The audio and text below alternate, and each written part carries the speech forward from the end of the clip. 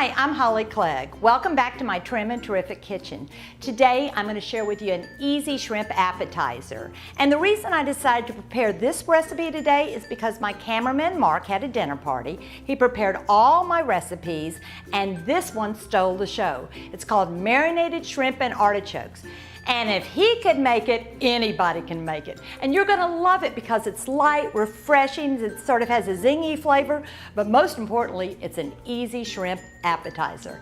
So, let me show you the ingredients.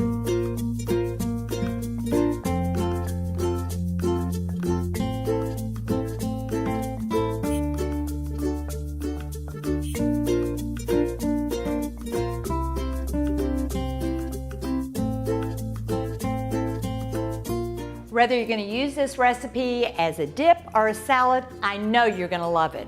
You know, we made it because of Mark. Mark, would you make it again?